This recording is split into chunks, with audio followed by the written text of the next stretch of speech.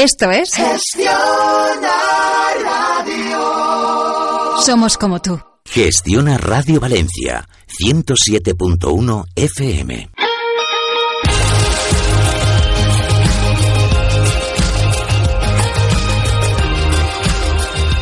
Estás escuchando Gestiona tu Salud.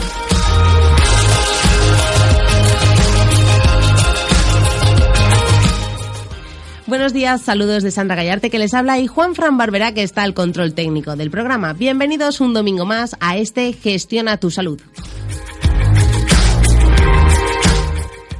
Con el auge del running o las carreras de obstáculos, cada vez más son los equipos y los deportistas que contratan los servicios de un psicólogo deportivo. El funcionamiento psicológico influye en nuestro rendimiento deportivo como un elemento más, algo que interactuará correctamente con las parcelas física, técnica, táctica. Conmigo esta mañana me acompaña Juan Vicente Blázquez, él es psicólogo. Vamos a hablar de psicología deportiva. Buenos días. Buenos días, Sandra. Cuéntanos un poquito, ¿qué es esto de un psicólogo deportivo? Pues un psicólogo deportivo, en definitiva, es una persona que se encarga de potenciar pues la práctica deportiva de pues tanto de gente profesional como de gente amateur. A que pues es muy parecido, yo siempre lo asemejo a un fisioterapeuta, es decir, es un instrumento más para que nosotros tengamos una vía para tener en este caso, un apartado mental, no físico, perfectamente adecuado para poder hacer pues nuestro deporte, ¿no? Es eso que nos gusta tanto en nuestro tiempo libre. Pero podríamos decir que el psicólogo deportivo haría falta en todos los deportes, porque hay gente que puede estar escuchándonos que diga, bueno, a ver, vamos a ver, para deportes de élite sí, pero para mí que lo que me gusta es el running y prepararme una carrera. A ver, yo he tenido desde profesionales, semiprofesionales y gente amateur. De hecho, hay mucha gente amateur que sí que viene a profesionales, ya sea pues a preparadores físicos, a psicólogos deportivos, que sí que está preocupada por tener una programación o tener, digamos, un adecuado funcionamiento de lo que es su práctica deportiva. Pero hay otros amateurs, por ejemplo, que tienen una carga de entrenamiento muy alta, que deberían estar un poquito mejor preparados porque eso después conlleva una serie de dificultades, ¿no? Hablamos incluso de lesiones. Hay gente que no sabe que, por ejemplo, hay lesiones que se dan por atención. Cuando uno lleva una carga muy, muy amplia, no sabe, digamos, distribuir la atención cuando está haciendo su entrenamiento, su carrera, pues en un momento determinado se puede fijar en otras cosas que no tienen que ver con la práctica deportiva y esto provoca lesiones. A profesionales también les pasa, después de una gran lesión, una lesión de rodilla, por ejemplo, pues suelen tener lesiones en el miembro que se llama lateral. Que se fija mucho, digamos, en el miembro que han tenido la lesión. Entonces, al tener que desarrollar o destrezas durante mucho tiempo, porque la práctica, por ejemplo, una maratón que es muy larga, o de mucha intensidad, como puede ser pues en judo, por ejemplo, se están fijando mucho en ese miembro que ha estado lesionado, pierden de vista la ejecución correcta de los otros miembros y provocan lesiones en miembros laterales. Y son lo que se denominan lesiones por atención, por no saber controlar el foco atencional. No es por una mala recuperación. Y eso mucha gente no lo sabe. ¿Y cómo enseñáis, por ejemplo, a alguien a controlar ese foco de atención? ¿Qué pautas, por ejemplo, se le puede dar a alguien? A ver, una de las primeras cosas que se hace es una cuestión educativa. Es decir, dependiendo del deporte, cada deporte tiene unos focos atencionales que son pues más necesarios.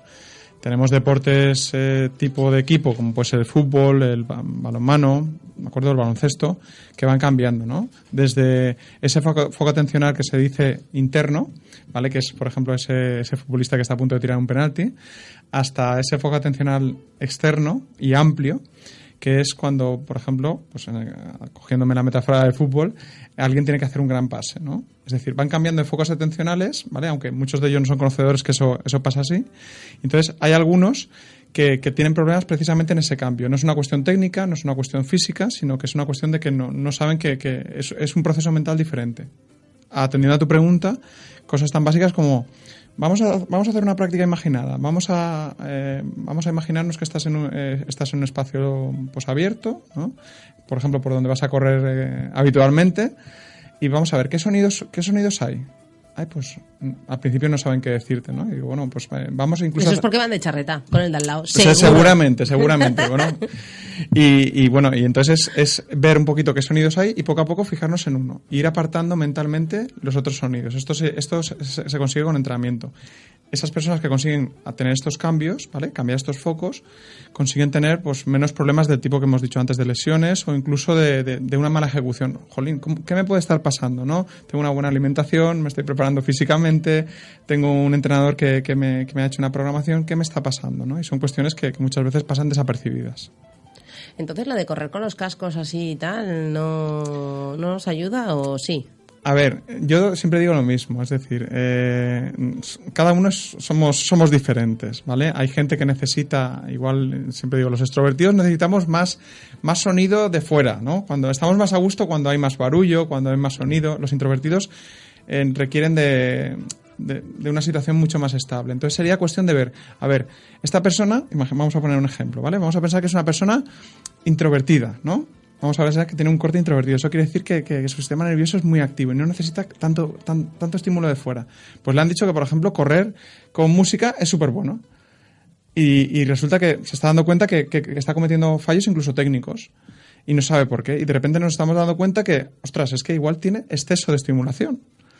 Es decir, esa música, por ejemplo, a esa persona no le sirve. Tenemos que buscar qué otra cosa le sirve o tenemos que buscar cómo se puede adaptar a un ambiente ruidoso, pero poco a poco. No podemos de repente ponerle, ¿vale? Es como si a alguien que está jugando en regional le ponemos directamente en una final de la Champions. No podemos hacer eso. Tiene que ser progresivo. Nada, si te da miedo el ascensor, no lo metas y le mandes al quinto correcto, piso, ¿no? Correcto. Eso es. Pero a lo mejor con el deporte no nos planteamos metas que incluso unos objetivos demasiado elevados, porque hay gente que está participando en carreras de correr y dices, bueno, el otro día estábamos hablando también de la gente que nos hace estudios del corazón y de repente pruebas de esfuerzo. Y dices, bueno, quizá nos ponemos demasiado alto, quizá no somos conscientes de hasta dónde somos capaces, que está claro que todos podemos llegar donde queramos. Sí. Pero...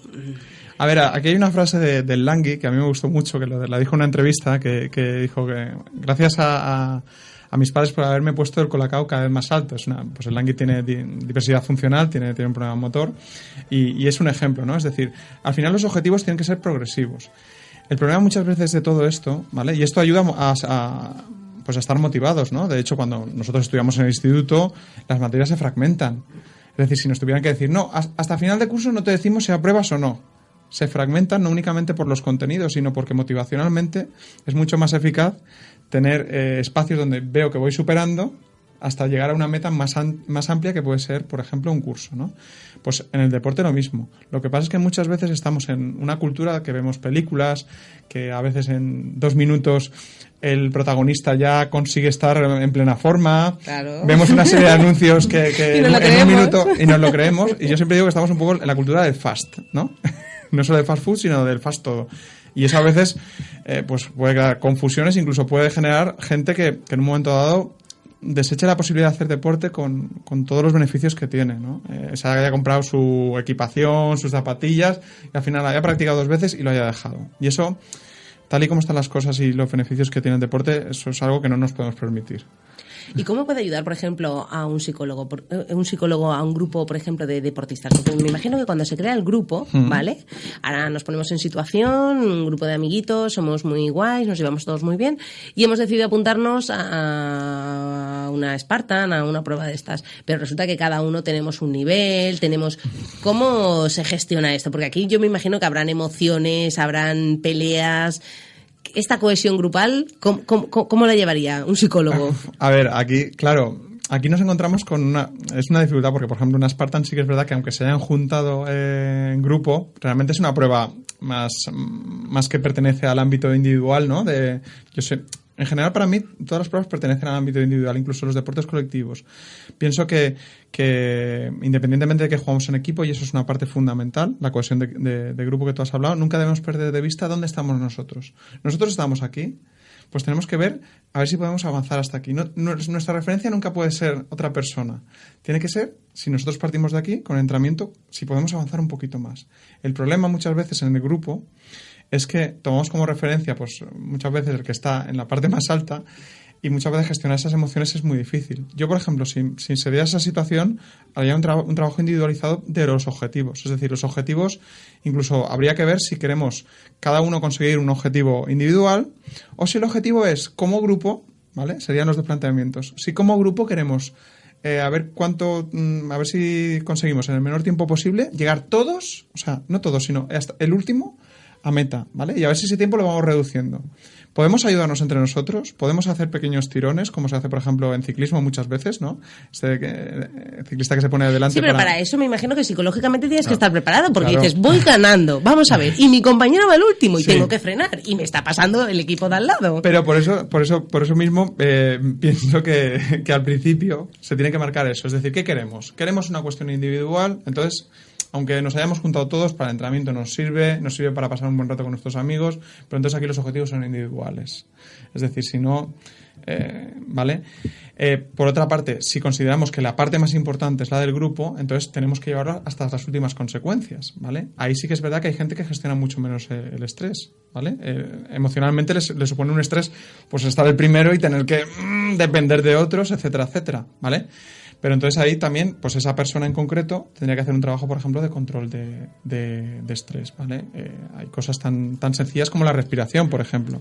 Es decir, yo muchas veces digo, así como te decía Sandra hace nada, lo del tema de que estamos en la sociedad del fast, estamos en la sociedad de no paramos. Es decir, yo cada vez que le pregunto a la gente, bueno, ¿cuál es el momento tranquilo que tienes durante el día? No hay. Y muchas veces cuando me lo dicen, me dicen, la televisión, y digo, bueno, pues te voy a quitar la venda. Digo, la televisión provoca una luz. Esa luz entra por tu pupila y genera activación en el cerebro. Entonces, aunque estés sentado, comiéndote tu bocadillo, tienes el cerebro activo. De hecho, una de las cosas que se recomienda a las personas que tienen trastornos de sueño es precisamente que no vean dispositivos que tienen pantalla por la noche, porque desregula.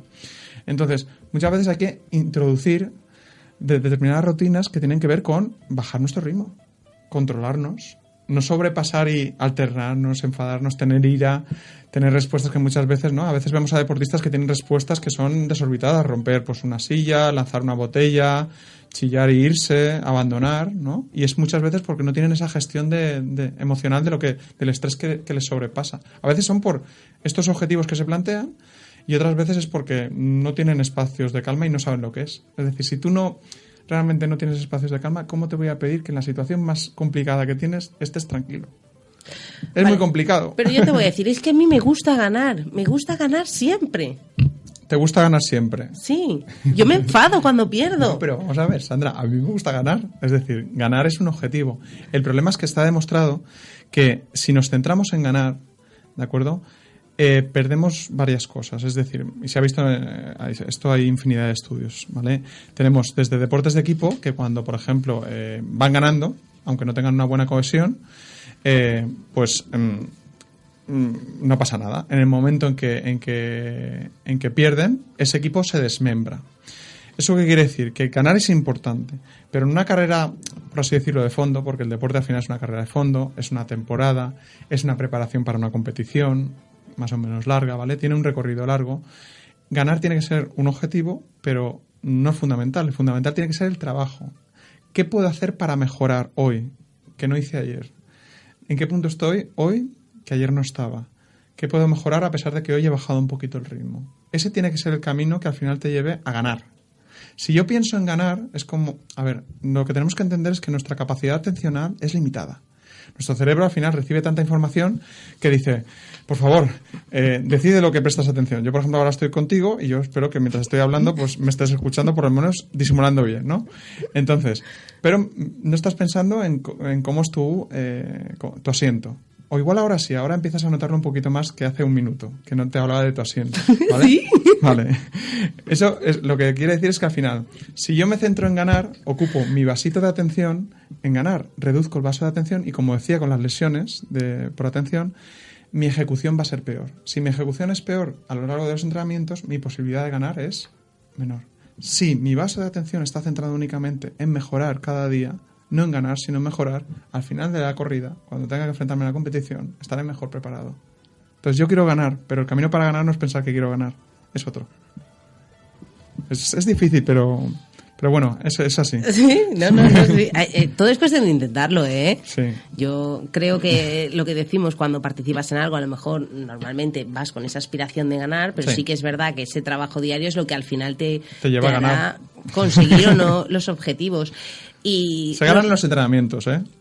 ¿En el día a día? Se ganan los entrenamientos, sí. Puede ser que en algún momento tengas algún momento de gloria, puede ser que en un momento dado el rival con el que te vas a enfrentar tenga un mal día. No te digo que no, el azar existe. Pero la probabilidad de ganar se fundamenta en el trabajo diario. Dentro y fuera del entrenamiento, ¿eh? Yo con pegarme 4 risas ya tengo bastante, ¿eh? Pero A bueno, mí con eso me sobra. Son objetivos. Si hablamos de profesionales, si hablamos de ocio, si hablamos de práctica deportiva por bienestar, ¿no? Cuéntanos una cosita. A ver, si los profesionales estos que vemos, lo que has dicho, que rompen una silla, que se enfadan, ¿qué es lo que tienen que trabajar? Cuando alguien se vea identificado y diga, es que a mí me pasa eso, o como veíamos hace poco en un partido de fútbol, esta agresividad de padres, ¿qué hay que trabajar ahí? A ver, yo creo que esto es un trabajo de todos. Es un trabajo de todos, no es un trabajo únicamente... Yo pienso que...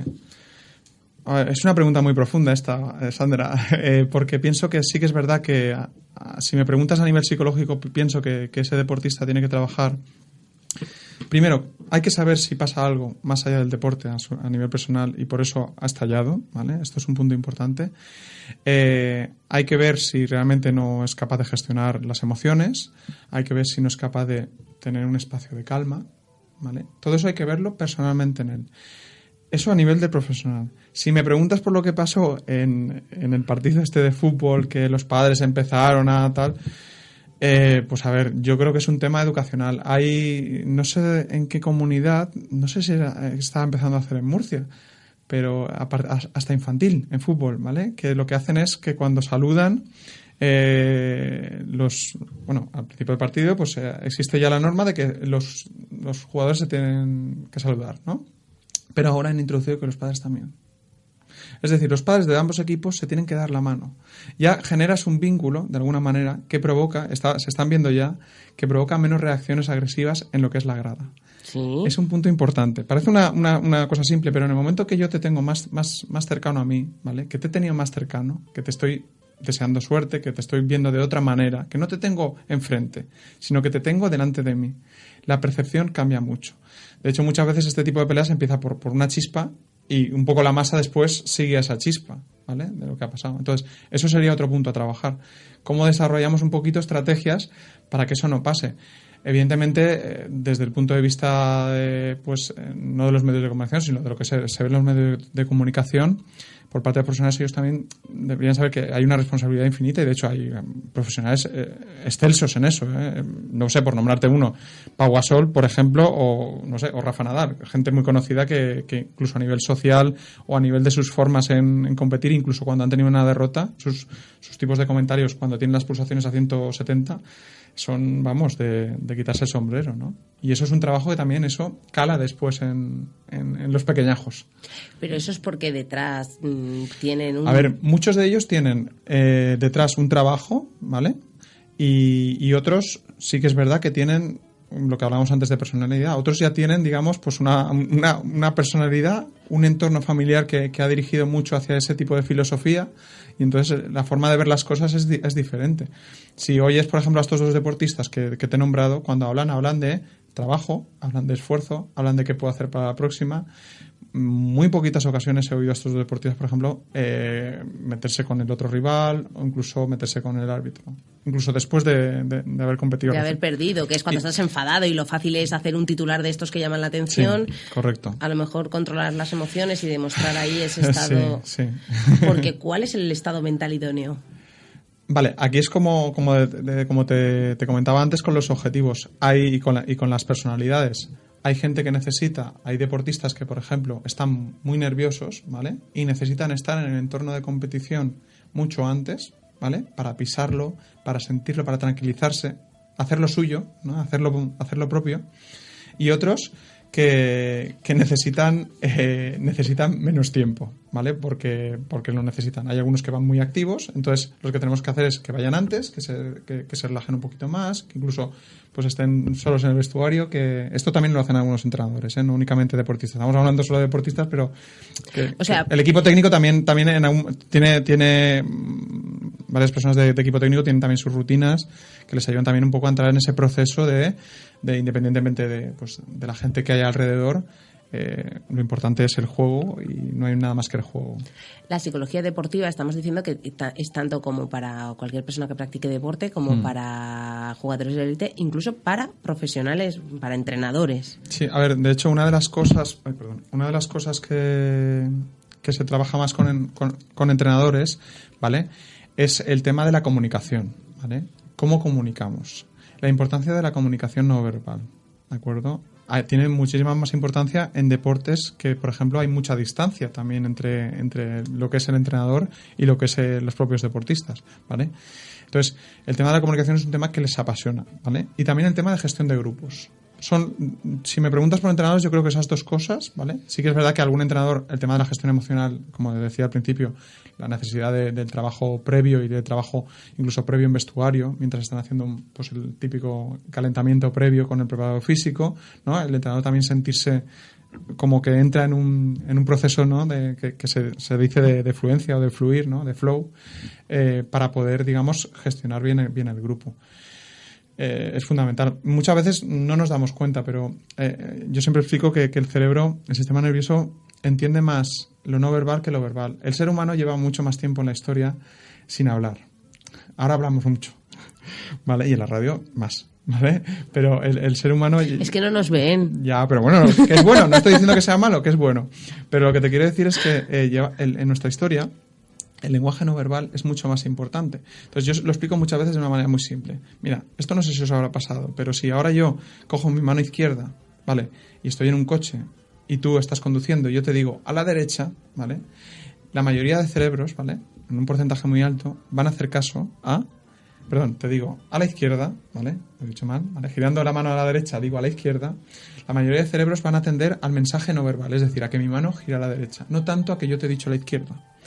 Esto está bastante comprobado. Y entonces, el hecho de entender que muchas veces tenemos que saber cómo transmitir, a veces decimos... Yo he visto... A ver, voy a poner un ejemplo. Sí. Vale. Aquí, como solo nos escucha, vale, lo tenemos que hacer visual, vale, venga, sin problema. Pues mira, un ejemplo. Es decir, y esto no tiene nada que ver con entrenadores. Venga, para salirnos un poquito de... Y ahora volveré al entrenador, ¿vale? Pero esto me ha venido a la cabeza. Esto lo vi una vez en un pabellón.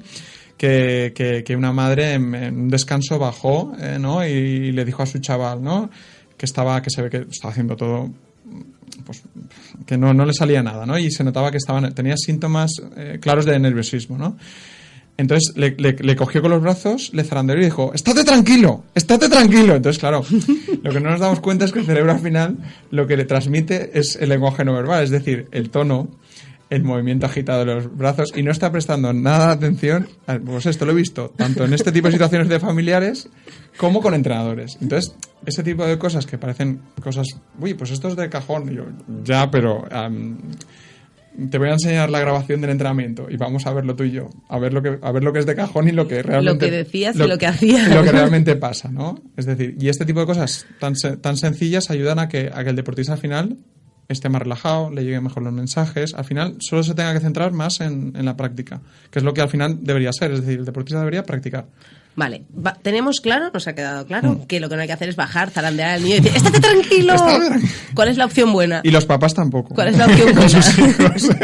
Vale, esto también anotación, ¿vale? ¿Y cuál es la opción buena?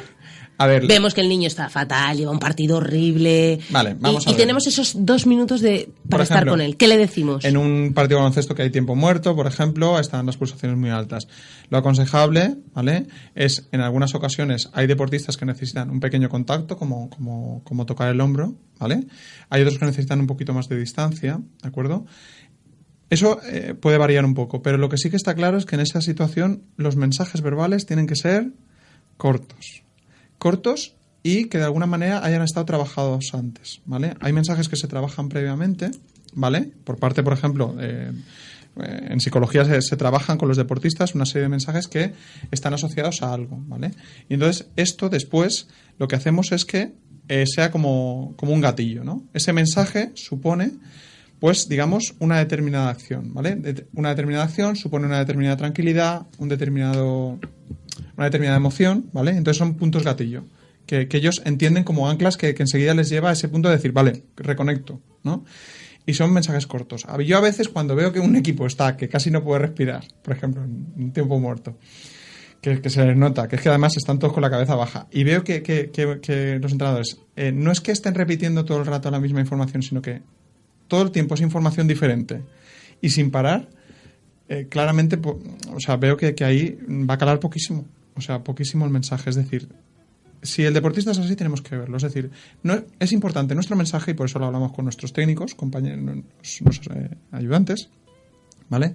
Pero es importante el cómo, ¿vale? ¿Cómo lo transmitimos? Podemos tener el mensaje más genial del mundo para el momento idóneo del partido y la forma de transmitir puede fastidiar la situación, ¿vale? Porque la forma de transmitir hace que la madre tenía razón en el ejemplo que he dibujado. Sí, la madre estaba diciendo una cosa que era verdad, que la tranquilidad le iba a llevar a una mejor ejecución.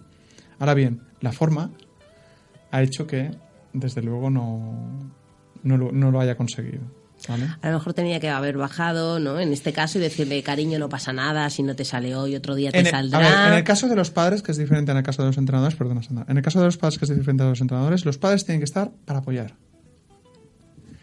Y si me tienen que preguntar qué porcentaje, yo, del 100% para arriba. Vale, muy para bien. apoyar, es decir, los padres tienen que apoyar.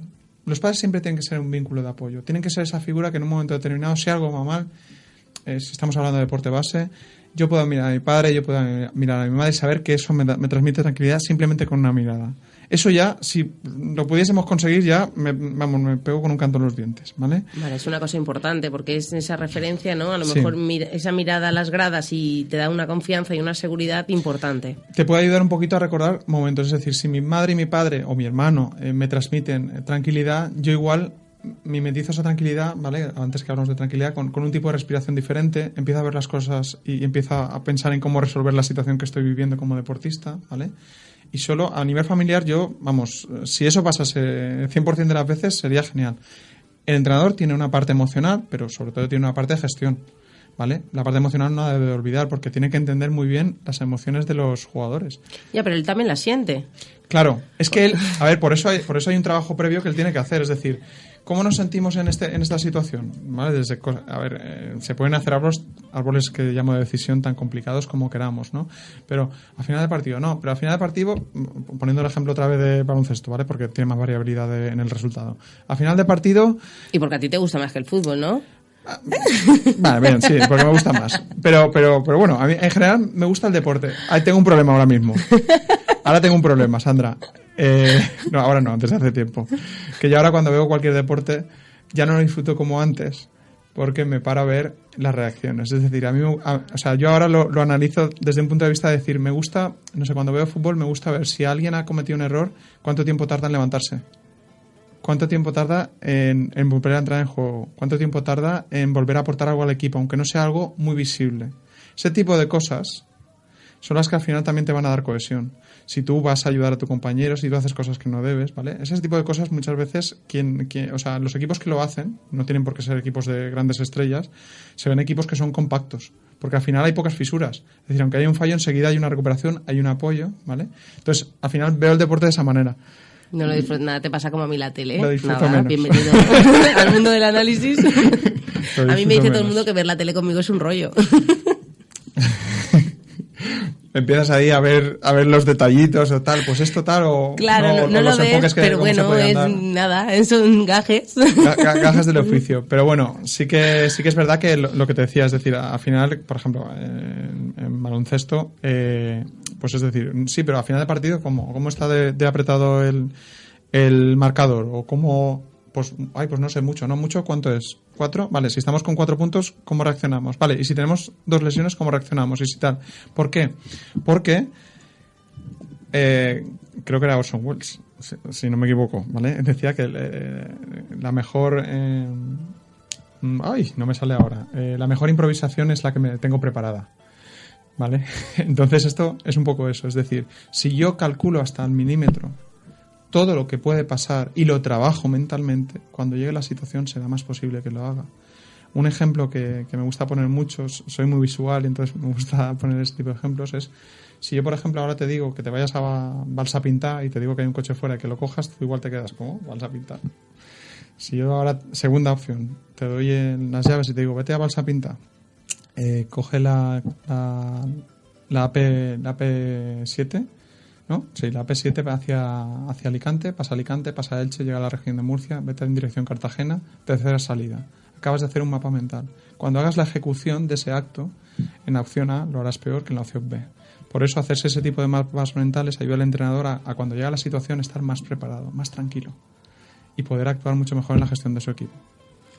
Pero entonces tendríamos que tener preparados todas las posibles cosas que pueden pasar, porque eso es muy difícil, ¿eh? Para ti a lo mejor es muy fácil, Juanvi, pero para el resto de los mortales no, ¿eh? No, a ver, siempre digo que hay después un círculo, cuando tú lo tienes preparado, hay un círculo que le llamo el interrogante. Ah, es vale. decir, no eres conocedor de todo lo que puede pasar. Ahora de repente si se cae el techo de aquí, pues seguramente ni tú ni yo nos lo esperamos. Y el interrogante está ahí. Pero cuanto mejor lo tengo preparado, mucho mejor. De hecho, hay veces, pues, judokas o karatekas que tienen árboles de decisión que son así. Es decir, pequeñitos y se va ampliando, ¿vale? Yo, para que os hagáis una idea, mi envergadura es de 2,08, ¿vale? Pues más o menos el árbol decisional es un poquito así, ¿no? Y a veces lo tienes súper automatizado. Y estamos hablando de un deporte donde el tiempo de reacción es vital. Es decir, ellos no piensan, lo tienen automático. Es decir, los movimientos ya están como aprendidos porque los han programado. Tú, cuando piensas mucho una cosa, al final actúas más fácilmente de esa manera. Eso es así. El cerebro funciona como un ordenador al que tú le metes un programa y al final vas a poder utilizar el ordenador en base a ese software. Cuanto más trabajamos un tipo de pensamiento, una forma de actuar, es más fácil que lo hagamos. Igual que el ejemplo que te decía del mapa.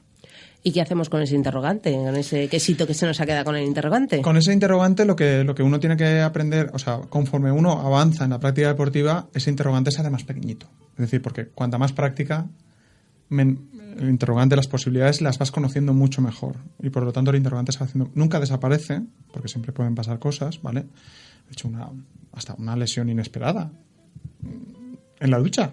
Es decir, cosas que ni siquiera uno sospecharía. Pero vamos, la cuestión es, ¿qué hacer con ese interrogante? Pues saber que con trabajo se va a reducir y por otra parte hay que trabajar la tolerancia a la frustración. Hay cosas que no dependen de nosotros y esas cosas uno tiene que gestionarlas, tiene que también ver con la gestión emocional. Es decir, siempre, evidentemente yo a la persona, porque me gusta llamarlos personas independientemente de que vengan de un ámbito o de otro, a la persona que tengo delante le digo, uno quiere, como tú decías, yo quiero ganar, digo, ya, eso está claro, pero hay momentos de ese proceso de ganar o de competición que son, pues dependiendo del deporte, son más o menos largos, que hay momentos de frustración y uno tiene que aprender a gestionarlos porque si no, te quedas en una idea que no te ha gustado, como decíamos antes con el vaso, que ya se te ha olvidado el asiento, ahora vuelves a recordarlo, ¿vale? Ahora no me has pillado, ¿eh? Ahora no, lo tenías ahí pendiente. Te quedas con esa idea, ¿vale? Y entonces limitas tu capacidad de acción. Y aquí lo que se trata es de ser práctico. Bueno, me ha pasado esto, ¿qué puedo hacer? Yo me gusta mucho esa frase. Vale, pero ahora en esta situación, ¿qué puedo hacer? Incluso, pero es que he suspendido un examen, o es que... Sí. Vale, pero ¿qué puedes hacer ahora? No por el examen, no, pero te estoy preguntando qué puedes hacer con respecto a esa materia. Pues puedo empezar a estudiar. Vale, pues empieza a estudiar ahora. O es que he perdido esta competición, ¿vale? ¿Qué puedes hacer? Ostras, ¿no tienes una competición dentro de 2 meses? Sí. Podemos empezar a trabajar a raíz de eso y ver lo que ha sido un problema, ver un poquito cómo puedes mejorar y no perder una semana preocupados por lo que ha pasado, etcétera, etcétera. Que si necesitas 2 días, los decidimos, pero que no sea algo en lo que te ancles. Yo siempre digo que las emociones uno tiene que entenderlas. Es decir, uno a veces está triste porque ha pasado algo que no le gusta, por ejemplo, que ha perdido. Pero tenemos que dejar espacio a la tristeza que nos ayude a analizar las cosas, pero un espacio que no nos abrume. Si dejamos a la tristeza que esté 2 semanas, entraremos en un proceso de desgana. Que hasta que puedes quedarte sin cenar esa noche porque no tienes ganas, ¿no? Pero al día siguiente vida normal. Vamos a recapitular un poquito. Sí, correcto. El problema está cuando lo que hablábamos, por ejemplo, en un grupo, sí. Esa gestión de emociones, unos los llevan de una forma y otros de otra. A ver, es que por eso los grupos deportivos... de hecho, yo insisto, es decir, a mí me gusta ser, como decía antes, me gusta ser instrumento del entrenador, como es el fisio. A mí me gusta, en todo caso, si tengo que facilitar estrategias al entrenador, facilitárselas. Si en un momento dado un deportista en concreto individual quiere que trabajemos una cosa, la trabajamos. Pero a nivel de equipo me gusta ser un instrumento del entrenador, es decir, no ser yo el que en un momento dado... A ver, si hay cosas concretas que se tienen que hablar porque, oye, pues este tema lo vas a dominar tú un poquito mejor, ¿vale? Pero de manera general creo que el gestor tiene que ser el entrenador, ¿vale? ¿Es difícil? Sí. De hecho, lo que se pide es más difícil, igual que tener un buen jefe, es tener un buen gestor deportivo. Al final, sí que es verdad que es bueno que tenga competencias, que sepa cómo es el deporte, que sepa cómo manejarlo, pero es muy importante que sea un gestor de personas. Porque esa cualidad te puede desvirtuar totalmente. Tú te puedes tener gente con mucha calidad a varios niveles, pero si no sabes gestionar situaciones diferentes, emocionales que puedes tener en el mismo grupo y no eres un buen gestor de personas, vas a tener situaciones muy complicadas. Si tienes un grupo de personas que tiene menor calidad, por ejemplo, como decíamos antes, pero es capaz de controlar sus emociones, de gestionar sus emociones, de facilitarles, de darles esa oportunidad que crezcan cada uno en su faceta, seguramente vas a tener mayor rendimiento. Entonces la clave está en ese gestor humano, como en el gestor de una empresa o el gestor de un grupo de trabajo. Juanvi, ¿tú crees que en cualquier centro deportivo sería necesaria esa figura de un psicólogo deportivo? En cualquier centro, Hablamos de un gimnasio, por ejemplo, que se dedique a preparación de pruebas, a, por ejemplo, esto de oposiciones, opositar. A ver, todo ese tipo de cosas, sí, de hecho en algunos sitios hay. Yo, por ejemplo, hace poco, pues hace un par de años, ahora pues lo está haciendo un compañero mío, ¿de acuerdo? Por ejemplo, a nivel de base, ¿no? Por hablar un poquito de situaciones menos elevadas, pues un club, ¿vale? Pues de aquí cerca de Sedaví, ¿vale? Que lleva poco tiempo, 2-3 años. Una de las cosas donde decidí invertir fue precisamente la figura del psicólogo deportivo. Este club, no solo por eso, sino por una serie de políticas que también ha llevado, ha crecido incluso en época de crisis en personas federadas, ¿vale?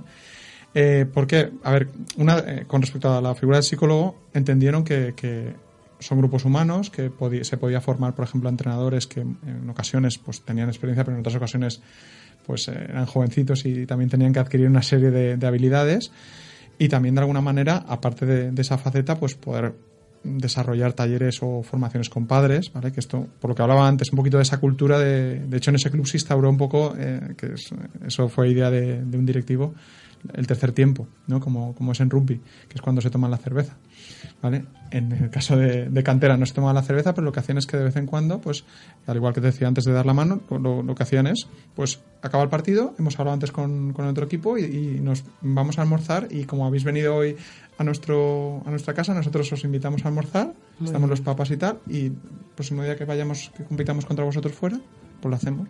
Es decir, y eso es un club con unos recursos, es decir, aquí la cuestión, claro, evidentemente, por ejemplo, en ese modelo de club no puedes tener un psicólogo a tiempo completo.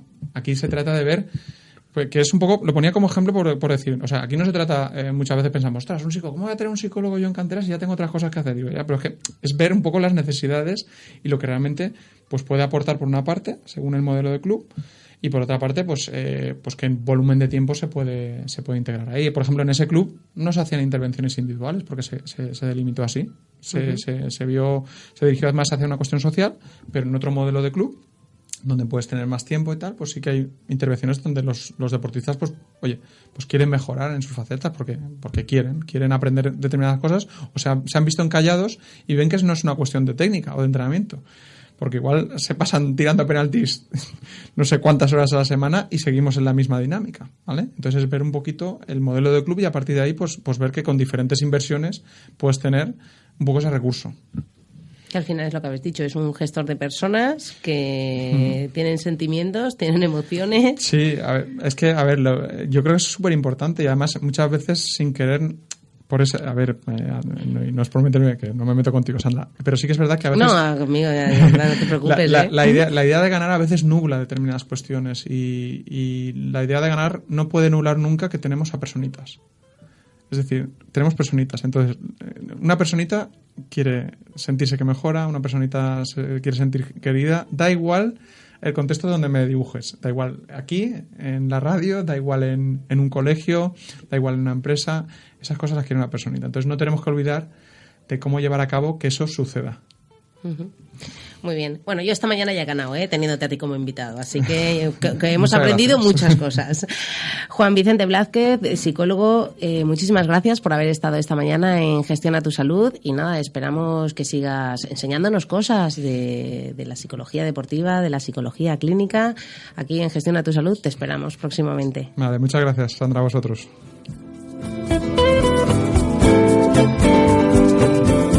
Estás escuchando Gestiona tu Salud.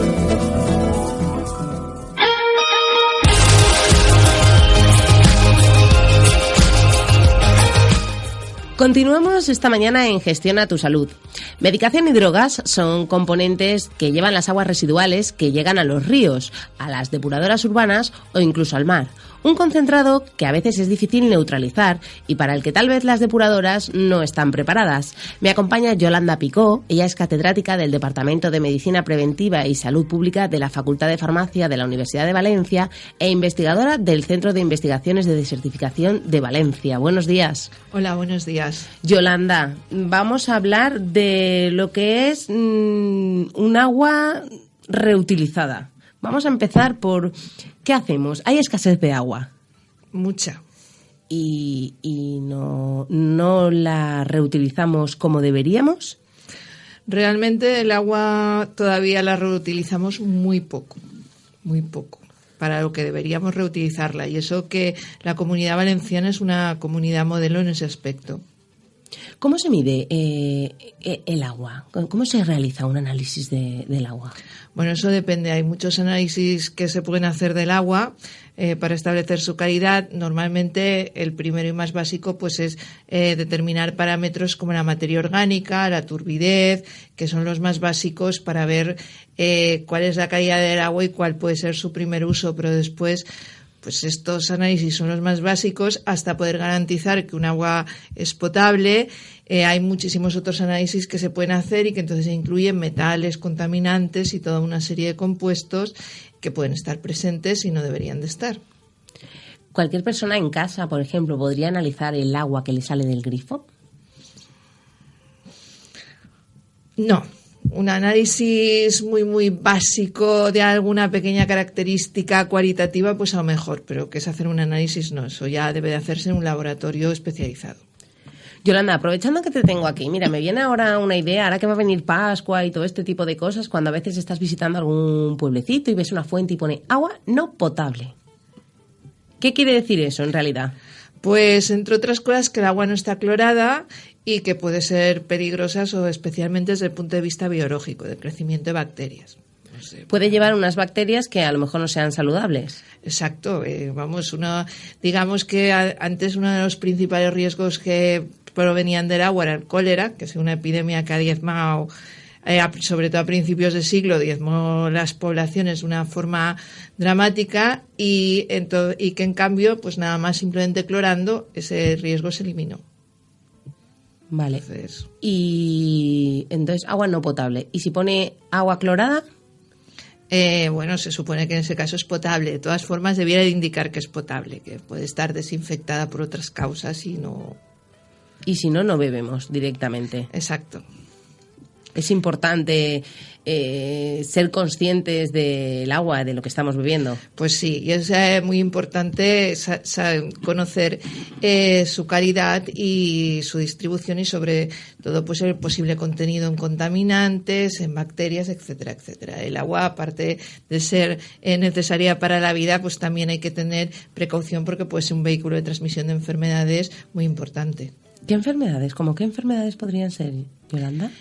Bueno, pues puede transmitir todo tipo de infecciones, bien porque se haya contaminado por desechos fecales, bien porque tenga, por ejemplo, niveles altos de metales pesados que se pueden acumular en el organismo y producir distintos trastornos, bien porque haya crecido bacterias patógenas.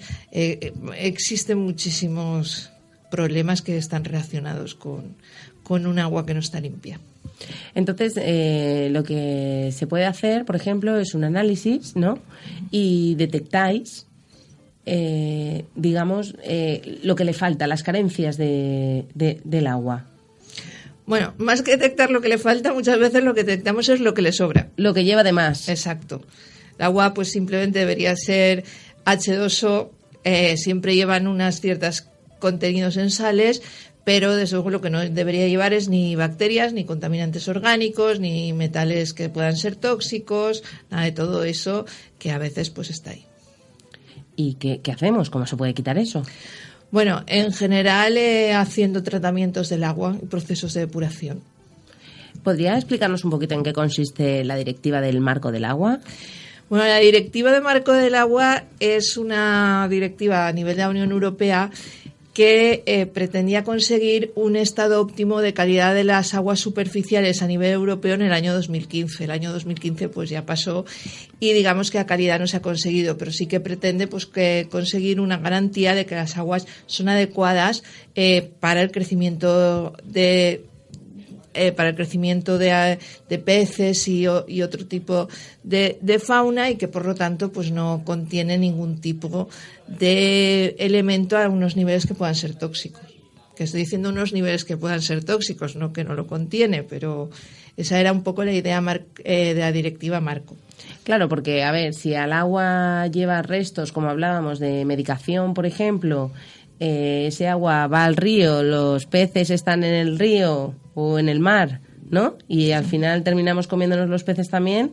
Pues estamos un poco cerrando el ciclo, es decir, los peces, por ejemplo, en los últimos estudios se ha podido ver que fármacos como el diclofenaco, que son muy frecuentes, los acumulan muy bien. Entonces, pues bueno, no es lo malo que los acumulen, sino que los bioconcentran, los biomagnifican, y al final la cantidad de ese fármaco que ingieren las personas pues puede ser una cantidad bastante importante. Y Yolanda, una cosita, dentro de Valencia, ¿hay algún río que esté más contaminado? ¿Existe alguna zona, por ejemplo, entre Castellón, Valencia y Alicante, donde digamos, mira, son peor, la calidad de las aguas residuales es mucho peor en esta zona? A ver, en general no, la calidad de las aguas residuales es bastante parecida, dependiendo un poco del tipo de aguas residuales que sean, porque hay aguas residuales que, por ejemplo, provienen de las ciudades, que son básicamente de origen humano, y en cambio pues hay otras que son de tipo industrial, y en este caso las de tipo industrial pues hay que mirar más qué tipo de industrias hay en la zona y qué tipo de compuestos pueden vertir, y ahí sí que existe una gran variedad de compuestos tóxicos que pueden aparecer en las aguas. Normalmente eso se mira, se intenta acoplar unos sistemas de depuración que sean los adecuados para garantizar la calidad de las aguas que se vierten al medio ambiente una vez tratadas. Yolanda, ¿somos conscientes de esa contaminación de agua que tenemos? Yo pienso que en general no. En general no.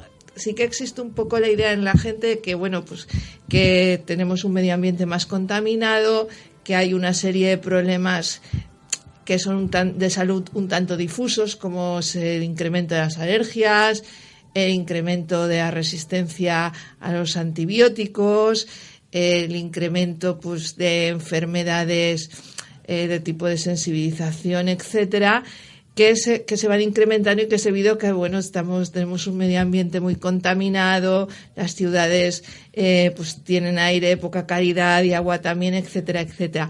Pero así una idea clara de decir estamos contaminando con esto en concreto, no. Sin embargo, sí que consumimos, por ejemplo, agua embotellada. Sí. Pero ¿lo hacemos quizá más por el sabor que a nivel conciencia, salud? Sí, yo creo que sí. Además, en eso también hay que decir que lo que es desde un punto de vista de sanitario, y lo que es el agua, por ejemplo, el agua de Valencia que sale del grifo, es un agua que se puede beber y tiene buena calidad. El problema, por ejemplo, es que tiene mal sabor. Eso no es por la contaminación, es porque aquí el suelo tiene muchos carbonatos, y entonces muchos carbonatos de calcio y de magnesio, entonces eso le da ese sabor que tiene, que no nos gusta, y que siempre decimos que es un agua dura. Pero que para allá es fantástica, porque exacto. Hay gente que se la lleva fuera y todo, ya sabemos por lo que es. Exacto, así como aquí hay quien se trae el agua de Madrid para hacer el cocido, pues eso ya son características propias del agua, pero no es relativo a su salud, no. Yolanda, y una cosita, los filtros estos que se instalan en casa, los aparatos de osmosis, ¿en realidad funcionan? Sí, para su finalidad. Sí, así un poco con... Sí, a ver, es que eso también hay que decirlo. Desde el punto de vista, por ejemplo, nuestro, que somos analistas de lo que es un laboratorio, que para nosotros un filtro de osmosis, un filtro que se quita toda el agua, pues no sería eso. Pero sí que funcionan desde el punto de vista que, por ejemplo, aquí el contenido en sales del agua es muy elevado, pues entre los carbonatos que he mencionado antes, el magnesio, los sulfatos, que también tiene muchos sulfatos y un largo etcétera. etcétera, tiene muchísimas sales. Entonces estos filtros sí que quitan un porcentaje importante de esas sales. Sí que es cierto. Muy bien. ¿Y podrías darnos algún consejo en cuanto a cómo limpiar el agua o qué podemos hacer nosotros para contribuir a que el agua esté más limpia? Pues bueno, como consejo, intentar eliminar el menor número de cosas posibles por el agua, porque en este momento, precisamente por la escasez de agua que hay, el agua es un ciclo donde el agua que nosotros utilizamos o el agua que nosotros eliminamos por las pilas, por el váter, por toda una serie de cosas, pues acaba depurándose y vuelve al medio ambiente. Hemos cerrado ese ciclo. Entonces, cuanto menos contaminada esté el agua que nosotros desechamos, pues menos tratamientos tendrán que haber y menos problemas habrán. Y económicamente, me imagino que las depuradoras, este sistema de limpieza de las aguas será caro. Muy caro. Es muy caro y además realmente pues para poder utilizar un agua tratada directamente para verterla al medio ambiente, a lo que es un río, un lago, etcétera, pues las depuradoras tienen que tener un tratamiento terciario. Entonces, cuanto más tratamiento, más caro es. Entonces, pues sí, realmente reciclar el agua es un sistema caro, pero es un sistema necesario. Es más caro todavía la escasez que podríamos llegar a tener si no se hicieran estas cosas. Si no tuviéramos el agua. Entonces, bueno, pues cuando nos lavemos el pelo, pensemos, ¿no? Que en vez de una avellana no nos pongamos una nuez de champú. Exacto, todo ese tipo de cosas pues sí que pueden contribuir muchísimo a facilitar las cosas, ya que el agua esté más limpia. Claro, que a lo mejor mientras nos estamos dando esa ducha, con ese baño de espuma, derrochar el gel, que nos encanta, usar mucho champú, mucho suavizante, todo eso contamina el agua. Exacto. ¿Qué otros más gestos diarios contaminan el agua? Pues, por ejemplo, detalles como la costumbre que tiene mucha gente de coger una caja de medicamentos que le ha sobrado de algún tratamiento o algo y echarla por el retrete. Eso también es un foco de contaminación. Más cosas, pues muchas veces en la cocina cosas el aceite que nos ha sobrado. Exacto, que no sabes cómo eliminarlo, pues lo tiramos a la pila. Por el retrete, por la pila, por varios sitios. Pues realizar una buena gestión de residuos en ese aspecto y pues eliminar el aceite en contenedores que lo recojan, etcétera, etcétera, puede ayudar mucho a preservar el agua. Quizá nos hemos acostumbrado a separar el vidrio, el papel, los residuos orgánicos y no estamos tan acostumbrados a prestar atención al agua, cuando en realidad es algo que utilizamos mucho. Pues realmente le prestamos poca atención, y de hecho, por ejemplo, nosotros que pertenecemos a un laboratorio químico, una gestión de recogida de residuos, por poner nuestro propio ejemplo de ácidos, bases, disolventes orgánicos que pueden terminar vertiéndose por las pilas, en estos momentos la tenemos, pero hasta hace muy poco tiempo pues eso no existía y una parte de esos desechos se iban directamente por la pila. Esto pues en las casas ocurre así, productos de limpieza que son orgánicos, exceso de lejías, salfumanes, todo esto acaba en el medio ambiente. ¿Y con qué limpiamos? Si no limpiamos con eso, estarán pensando los oyentes y yo. Hombre, a ver, es cuestión de limpiar, pero de limpiar con una cierta racionalidad. E incluso en algunos casos en los que se limpia, pues lo que tienes no tirarlo directamente a la pila, sino recogerlo en contenedores y eliminar esos contenedores, igual que se hace con los residuos sólidos, y no verterlos directamente al agua y que vayan pues a una empresa, que entonces sí que se realiza un tratamiento y ya abierto unas sustancias que son algo menos peligrosas. Pero lo que sí que es verdad, Yolanda, que es una realidad, que hoy en día sales a la calle y enseguida ves los 3 contenedores distintos cada 20 metros. El aceite no ocurre lo mismo. No hay manera de reciclarlo y al final pues termina por los desagües en el agua, y eso por ejemplo es un foco importante de contaminación, porque además, como si dijéramos, crea una película que evita que el agua se oxigene y es bastante peligroso para las especies que viven en el agua.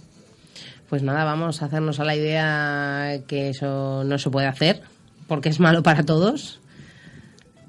Sí, ahora con la escasez de agua que hay, realmente el ser más sostenibles, el reciclar cada vez más tipos de cosas, el evitar el contaminar el agua, pues es una necesidad, porque de lo contrario llegará el momento en que no dispongamos de agua suficiente para nosotros. Hemos de verle la vertiente un poco de la necesidad que nosotros tenemos de agua y que hemos de preservarla para tener cantidad suficiente. El agua embotellada, ¿qué tiene? ¿Hay alguna, tiene alguna característica que digas, bueno, podemos beber todas las aguas, porque cada una tiene una composición, cada fábrica, digamos, pone baja en sodio, rica en... ¿Cuál es de verdad la que es mejor para las personas? Bueno, eso depende mucho. En realidad se supone que todas son buenas, todas tienen unas características que pueden ser beneficiosas en determinadas circunstancias. Por ejemplo, ahora pues digamos que se consideran como muy buenas todas las que son bajas en sodio y en bajo contenido mineral, porque son más diuréticas y son más depurativas. Entonces, pues ahora que parece que esté en moda el llevar una vida más sana, procurar ingerir cosas menos contaminantes, el depurar el organismo, etcétera, se consideran buenas aguas. Pero